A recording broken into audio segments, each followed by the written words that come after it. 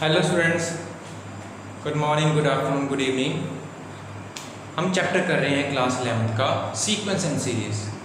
हमने अपना लेक्चर 1 जो हमारा पहला लेक्चर था, प्रीवियस लेक्चर हमारा जो, उसमें हमने क्या किया था, सीक्वेंस के बारे में और पहली एक्सरसाइज के क्वेश्चंस को हमने कंप्लीट किया था। ठीक है, तो आज हम क्या करेंगे, उस सीक्वेंस के बारे में आगे डिस्कस करेंगे कि सीक्वेंस कितने तरह के हैं। हमने बताया था कि सीक्वेंस कैसा होता है। सीक्वेंस क्या है, एक ऑर्डर अरेंजमेंट है, अरेंजमेंट ऑफ नंबर्स। ठीक है, जिससे हमें पता चल जाए कि कौन सा फर्स्ट है, सेकंड है, हमें नेमिंग कर देते हैं, first A1 A2 A3 A4 so on. तो सीक्वेंस फाइनाइट भी होता है, सीक्वेंस इनफाइनाइट भी होता है। ठीक है, तो मैंने बताया था कि सीक्वेंस, अब वो सीक्वेंस जो एक डेफिनेट रूल फॉलो करे, जो एक डेफिनेट पैटर्न फॉलो करे, उसको क्या बोलते थे, प्रोग्रेशन। उसको क्या बोलते थे, प्रोग्रेशन। फॉलो रूल, जो एक रूल फॉलो कर रहा है, उस सीक्वेंस को क्या बोलते थे, प्रोग्रेशन। तो हमने क्या किया, कहा था वो कैसा है, एक था AP, एक था GP और एक था HP। ठीक है, AP।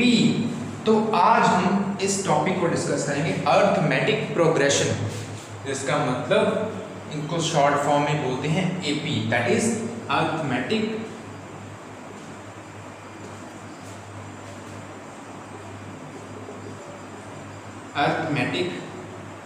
प्रोग्रेशन।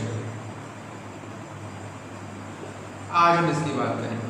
ठीक है, AP के बारे में आपने 10th क्लास में थोड़ा सा किया भी हुआ है, बट ये थोड़ा सा एडवांस लेवल आ जाता है क्लास 11 में, थोड़ा सा एडवांस लेवल। ठीक है, तो हमने क्या किया था लास्ट लेक्चर में, सीक्वेंस, और जो सीक्वेंस एक डेफिनेट रूल या पैटर्न फॉलो करता है उसको क्या बोलते हैं, प्रोग्रेशन। तो सीक्वेंस इज अ प्रोग्रेशन, ठीक है, जो रूल फॉलो करता है। तो प्रोग्रेशन में सबसे पहले टाइप हम कर रहे हैं अर्थमेटिक प्रोग्रेशन के बारे में। तो अर्थमेटिक प्रोग्रेशन की डेफिनेशन मैंने सामने लिखी हुई है, एक सिंपल डेफिनेशन। अर्थमेटिक प्रोग्रेशन, जिसको शॉर्ट फॉर्म में AP बोलते हैं, AP is a sequence whose terms increase or decrease by a fixed number। उसको मैं समझाता हूँ एग्जांपल लेट करके, बट क्या लिखा है, AP is a sequence whose terms increase or decrease by a fixed number and fixed number is called common difference। आपको याद होगा कॉमन डिफरेंस के बारे में। ठीक है, तो जैसे मैंने एक एग्जांपल ही लेट कर लेता हूँ। अगर मैंने ये लिख दिया, चलो ठीक है, ये देखो, ये लिख दिया कि 2 4 6 8 10 12, ये लिख दिया। मैंने बोला है कि सीक्वेंस फाइनाइट इनफाइनाइट कुछ भी हो सकता है, तो जिसकी टर्म्स इनफाइनाइट हो गई तो इनफाइनाइट हो गया, जिसकी टर्म्स फाइनाइट हो गई, जिसकी काउंटेबल हो गई, कि हमने पता चल जाता है ये 5 टर्म है, ये 10 टर्म है, तो क्या हो गया, एक फाइनाइट टर्म। ठीक है, फाइनाइट सीक्वेंस। अच्छा, ये एग्जाम्पल है, ठीक है।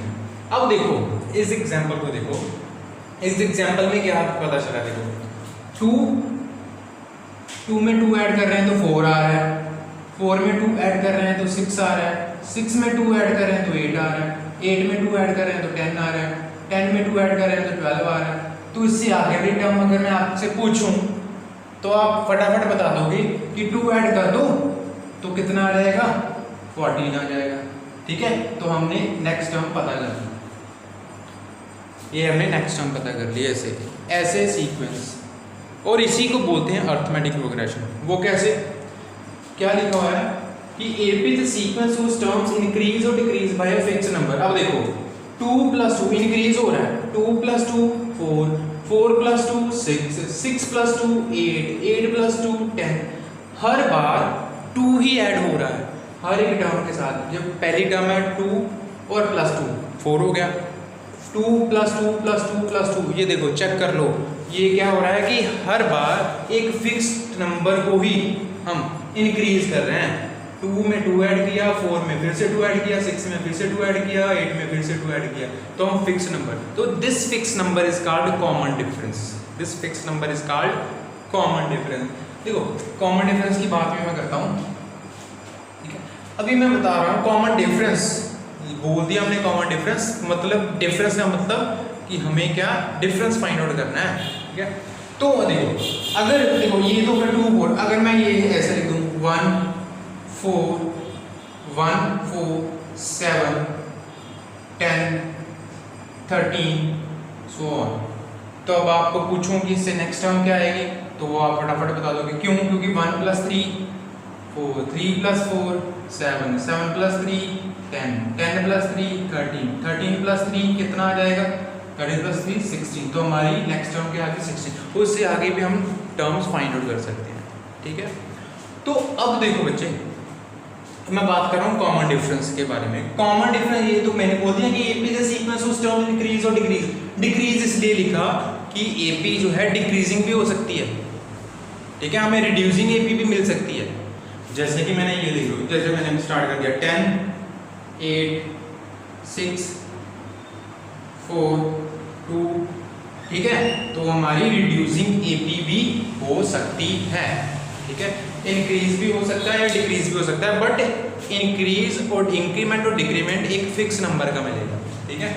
तो अब देखो, ये तो मैंने लिख दिया। कॉमन डिफरेंस कैसे निकालते हैं? देखो, कॉमन डिफरेंस का मतलब कि ये टर्म्स गिवन है, जो टर्म्स गिवन है, अब हम इस टर्म्स को जैसे सीक्वेंस के लेट कर लेते हैं। ये आ गया A1, ये आ गया A2, ये आ गया A3, ये आ गया A4, ये आ गया A5, ये आ गया A6, सो ठीक है, कुछ भी लेट कर लेते हैं। हमने T1 T2 T3 T4 भी लेट कर सकते हैं, ठीक है, इन टर्म्स को। अब देखो, तो कॉमन डिफरेंस कैसे निकालते हैं? A2 - A1, दो कंसेक्यूटिव टर्म्स, कंसेक्यूटिव मतलब साथ साथ वाली, जैसे सीरीज वाइज जो टर्म्स लिखी हुई हैं, और दो कंसेक्यूटिव, जैसे ये पहली पोजीशन, ये दूसरी, ये दूसरी, ये तीसरी, तीसरी चौथी, ठीक है, ऐसे इन दोनों में कॉमन डिफरेंस निकाल सकते हो, इन दोनों से के साथ, इन दोनों के साथ। दैट इज कॉमन डिफरेंस कैसे निकालोगे? A2 - A1, A3 - A2, A3 - A1 नहीं, A3 - A2। देखो, अकॉर्डिंग टू द ऑर्डर के हिसाब से हमने कॉमन डिफरेंस निकालना है। हमने ये नहीं देखना कि देखो ये 1 है, ये 4 है, ये 7 है, ये 10 है, ये 13 है, 16 है। हमने ऑर्डर सेट कर दिया A1 A2 A3 A4 A5 A6, ये पहली, ये दूसरी, तीसरी, चौथी, पांचवी, ठीक है। ऑर्डर के हिसाब से दूसरी में से पहली माइनस करनी, तीसरी में से दूसरी माइनस करके देख लो, चौथी में से तीसरी माइनस करके देख लो, ऐसे हम कॉमन डिफरेंस निकाल सकते हैं। तो वो एपी कब बनेगी? कोई भी सीक्वेंस एपी कब बनेगा, ठीक है, एपी कब बनेगा? जब उसकी कंसेक्यूटिव टर्म्स में जो कॉमन डिफरेंस है वो हमेशा क्या रहेगा? सेम, जिसको हम डी से भी नोट कर लेते हैं। जैसे A4 - A3 कितना आ गया? D। अब चेक करो ना, 4 - 1 3, 7 - 4 3, 10 - 7 3। तो ये देखो, चेक कर लो, ये डिफरेंस क्या आ रहा है? सेम। तो दिस इज एन एपी, ठीक है। तो अगर इस डेफिनेशन के अकॉर्डिंग हम एपी से सीक्वेंस हुज टर्म्स इंक्रीज और decrease by a fix number, और फिक्स नंबर क्या है हमारा? Common difference. तो हमारे पास क्या आ गया? ये आ गया हमारा कॉमन डिफरेंस, ठीक है। और अनदर डेफिनेशन में अगर एपी की लिख दूं, ठीक है,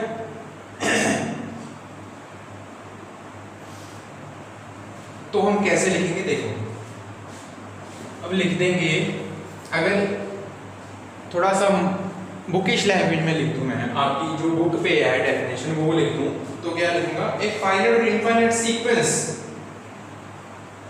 अब फाइनाइट और infinite sequence is called an AP, is called an arithmetic progression when the difference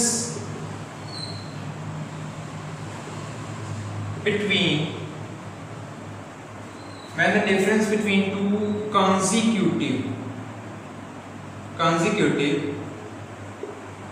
terms is constant or same equal। Check करो, अब दोनों डेफिनेशन को चेक कर लो, दोनों एक ही तरह की डेफिनेशन है, बट थोड़ा सा लैंग्वेज डिफरेंस हो गया। लैंग्वेज डिफरेंस मतलब कि थोड़ा मतलब सेम है, पर देखो वर्डिंग थोड़ा सा डिफरेंट होगी। देखो, AP the sequence whose terms increase और decrease by a fix number. अब देखो 2 + 2 कर रहे हैं, +2 कर रहे हैं, +2 कर रहे हैं, एक फिक्स नंबर को इंक्रीज कर रहे हैं बार बार, ठीक है। तो this is also an AP इस डेफिनेशन के अकॉर्डिंग। अब क्या है?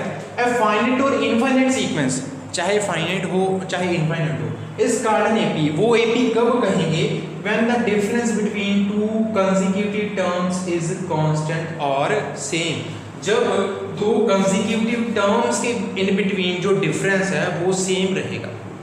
तो कंसेक्यूटिव टर्म्स, कंसेक्यूटिव मतलब साथ साथ वाली टर्म्स, जो पूरा ऑर्डर चल रहा है सीक्वेंस का उसमें साथ साथ वाली टर्म्स, कोई दो कंसेक्यूटिव, जैसे ये first second third fourth, first second का डिफरेंस 4 - 2, दूसरी में से पहली माइनस करनी है, ठीक है। फर्स्ट सेकंड का डिफरेंस 4 - 2, अब क्या आ गया 6 - 4, देखो 4 - 2 कितना आएगा, 4 - 2 2, 6 - 4 भी कितना आ रहा है 2, 8 - 6 भी कितना आ रहा है 2, 10 - 8 भी कितना आ रहा है 2। तो ये सी जो सीक्वेंस होगा वो क्या होगा हमारा एपी, तो ये क्या है हमारी एपी, ठीक है।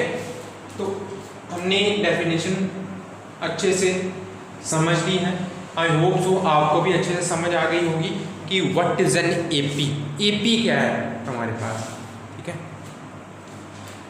स्टूडेंट्स हम थोड़ा बेसिक से स्टार्ट करते हैं ना, बेसिक, अगर बेसिक नॉलेज होगी तो ही हम आगे जो अपने क्वेश्चंस हैं अच्छे से कर सकते हैं, ठीक है।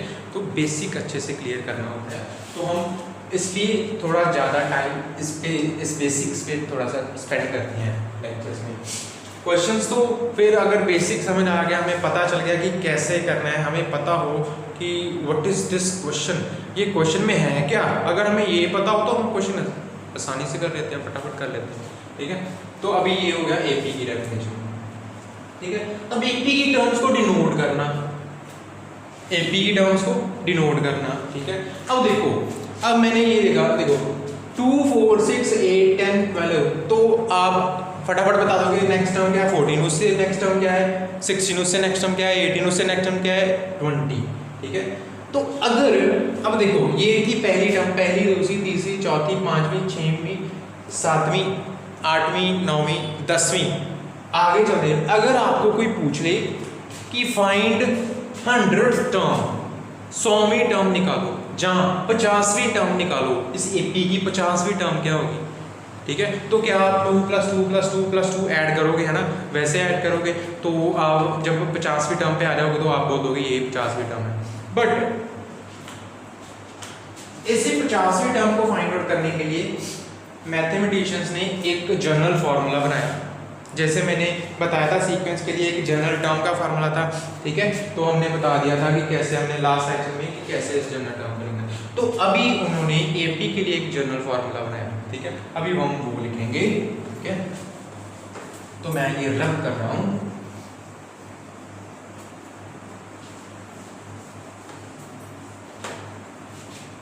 अब देखो एपी क्या है, एपी क्या है, AP is sequence of terms increase और डिक्रीज बाय फिक्स नंबर। तो फिक्स नंबर क्या है हमारा, फिक्स नंबर किसको डिनोट, किससे डिनोट कर रहे हैं हम, जिसको बोलते हैं common difference, that is D, common difference, ठीक है। अब मैं एक बात करता हूं, देखो अब लिखा 2 4 6 8 10 12, ठीक है। अब देखो यहाँ पे ए, अगर ये फर्स्ट टाइम है तो इसमें 2 ऐड हो गया, ऐड कर 2 ऐड हो गया, क्या ऐड हुआ 2 ऐड हो गया, इसमें फिर से 2 ऐड हो गया, इसमें फिर से 2 ऐड हो गया, इसमें फिर से 2 ऐड हो गया, ठीक है, ऐसे 2 2 ऐड हो गया। अब मैं बात करता हूं जनरल फॉर्म में, a plus d, a plus 2d, a plus 3d, a plus 4d, सो चलते रहेगा। चेक करो, मैंने क्या बोला, AP the sequence whose terms increase or decrease by a fixed number, ठीक है। और दूसरी बुकिश लैंग्वेज में अगर हमने एक डेफिनेशन लिखी तो क्या था कि इनफाइनाइट और finite sequence is called an AP if the difference between two consecutive terms is constant और सेम। अगर दो कंसेक्यूटिव टर्म के इन बिटवीन जो डिफरेंस है वो सेम रहता है तो वो क्या है, एपी। ठीक है, अब देखो 2 + 2, एक बार 2 ऐड कर दिया, पहले तो टर्म थी 2, अब ये आ गई ए। अब देखो a + d, 2 ऐड हुआ, d is a common difference जिसको हम फिक्स नंबर बोल रहे हैं, फिक्स नंबर जिसको हम इंक्रीज और डिक्रीज कर सकते हैं। देखो d क्या कॉमन डिफरेंस है हमारा, ठीक है, a। अब देखो a + d हो गया, एक बार 2 प्लस हो गया, अब दूसरी बार 2 प्लस हुआ तो क्या आ गया, a + 2d, दो बार d हो गया प्लस। पता लग गया ना आपको, मतलब कि यहां पर था पहली टर्म तो a आ गई, अब आ गई a + d, a + d, 2 + 2 4 हो गया, ठीक है, और 4 प्लस फिर से 2 कौन क्या है हमारा, d है, कॉमन डिफरेंस d, तो क्या आ गया a + d फिर प्लस d, तो कितना हो गया a + 2d। फिर आ जाओ a + 2d और फिर से plus d, a + 2d + 2d, तो कितना आ गया a + 3d। ऐसे हम चलते जाएंगे, ठीक है। तो ये हमारी आ गई फर्स्ट टर्म, ये आ गई सेकंड, ये थर्ड, ये फोर्थ और फिफ्थ, ये सिक्स्थ, ठीक है। तो अभी हम बात करते हैं, अगर मैं इसको डिनोट कर लूँ t1 से, इसको डिनोट कर लूँ t2 से, इसको डिनोट कर लूँ t3 से, इसको t4 से, ये आ गया t5। चेक करें, पहली टर्म t1 से डिनोट कर लूँ, दूसरी टर्म t2 से डिनोट कर लूँ, तीसरी t3 से, चौथी t4 से, पांचवी t5 से। अब चेक करो, अगर मैं जनरल टर्म लिखूं, जनरल टर्म का मतलब है कि एक ऐसी टर्म जिससे हम किसी भी टर्म की वैल्यू निकाल सकते हैं। एक जनरल टर्म है, एक फॉर्मूला दे दिया एपी के लिए कि कोई भी एपी हो उसके लिए एक जनरल फॉर्मूला, जनरल टर्म का फॉर्मूला दे दिया है कि इससे हम किसी भी एपी की जनरल टर्म निकाल सकते हैं और कोई भी टर्म निकाल सकते हैं। वो फॉर्मूला क्या है एपी का, अब देखो ये मैंने बोल दिया एक जनरली एक एपी लिखी हुई, अब ये है फर्स्ट टर्म t1 है, ठीक है, जनरल टर्म जिसको मैं tn से डिनोट करूंगा, tn से, ठीक है।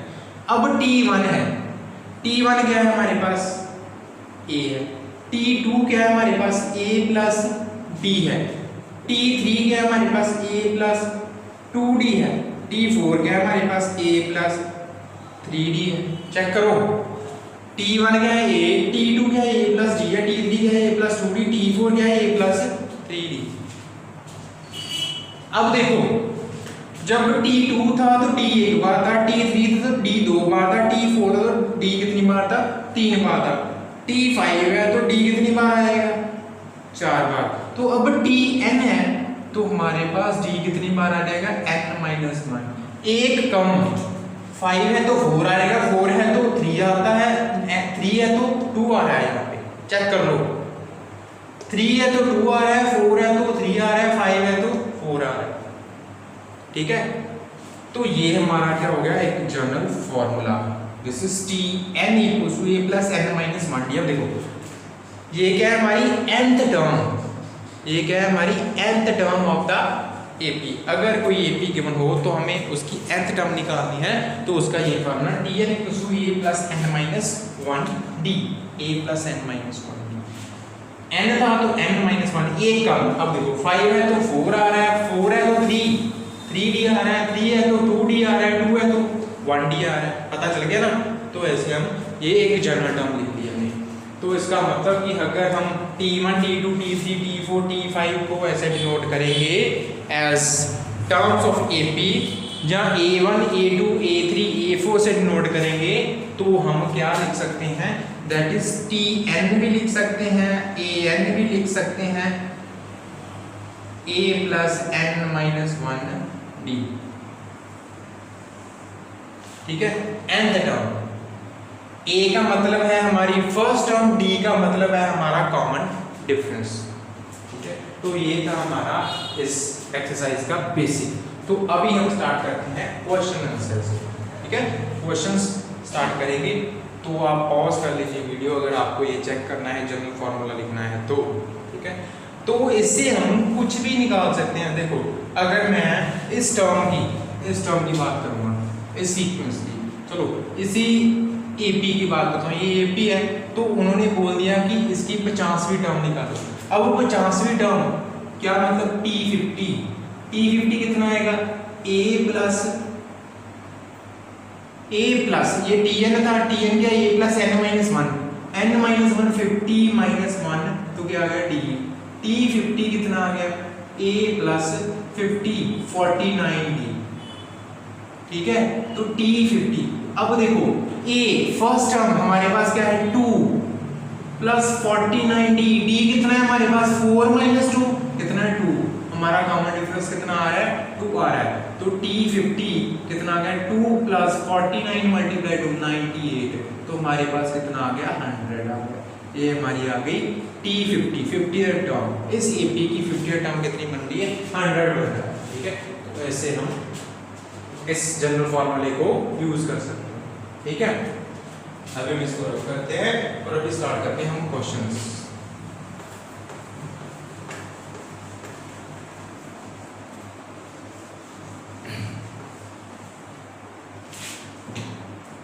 अब देखो let's start with the exercise, second exercise of the chapter, ठीक है। अभी हम उससे क्वेश्चन लेटर करेंगे। देखो अब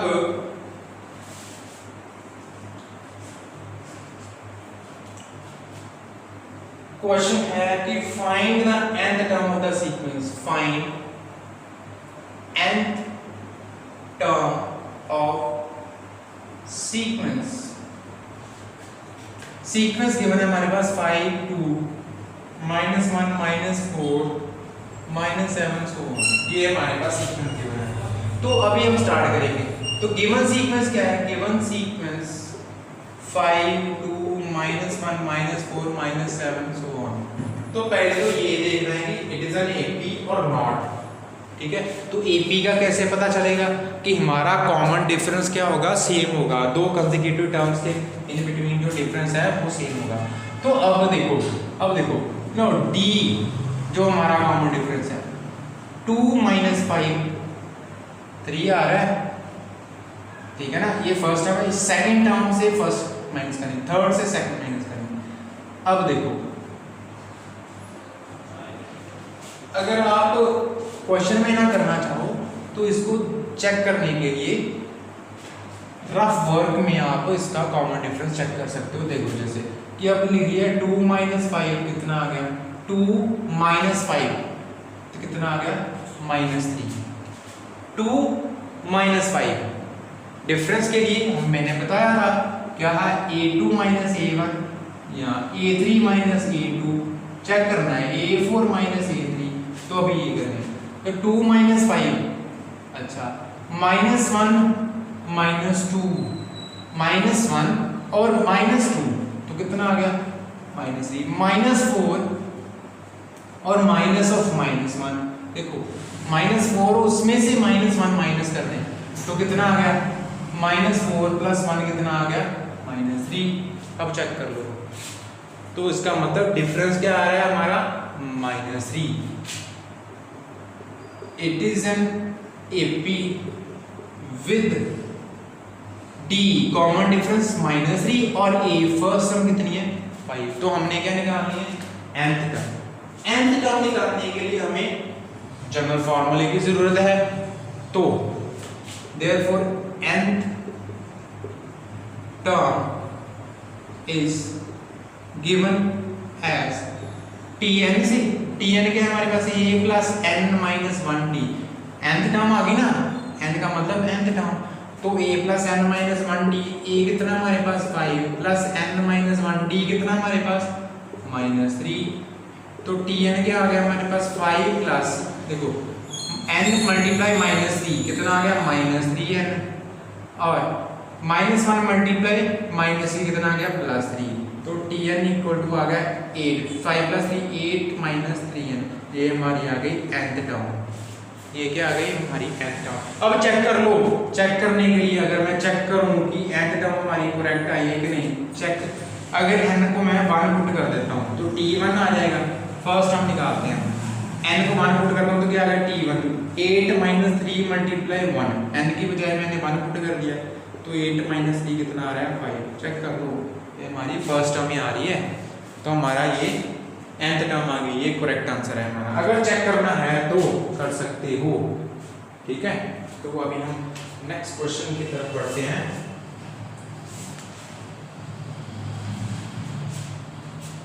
मैं इसको रब कर रहा हूं।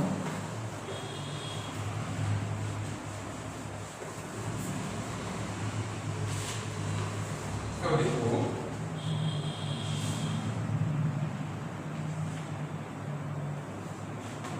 क्या लिखा हुआ है कि अगर लिखा हुआ find 10th term of series, तो इसमें आपको कोई प्रॉब्लम नहीं होनी चाहिए। मैंने बताया था लास्ट लेक्चर में सीक्वेंस और सीरीज, जब सीक्वेंस की टर्म को प्लस प्लस साइन से हम कनेक्ट कर देते हैं तो हमारी क्या बन जाती है सीरीज। अब हमारे पास ऐसे ही एक दी हुई है सीरीज, लिखा हुआ है 12 प्लस 10 प्लस 18 प्लस 1, तो इसकी क्या उन्होंने कहा 10th टर्म फाइंड आउट करो। तो 10th term simply the given series 12 plus 10 plus 18 plus 1, जो हमारे पास गिवन सीरीज है 12 प्लस 10 प्लस 8 है, ये 8 12 प्लस 10 प्लस 8।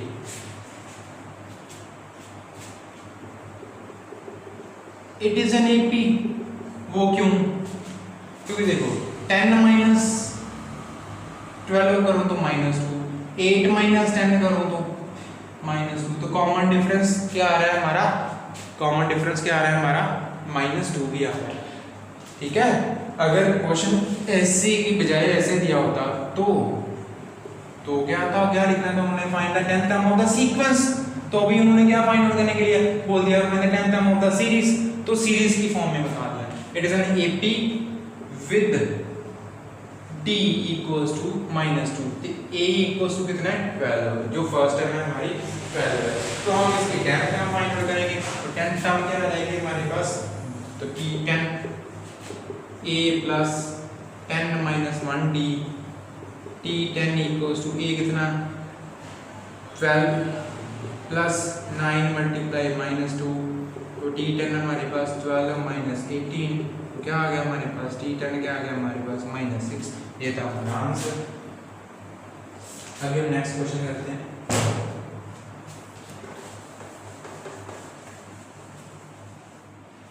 क्या लिखा है?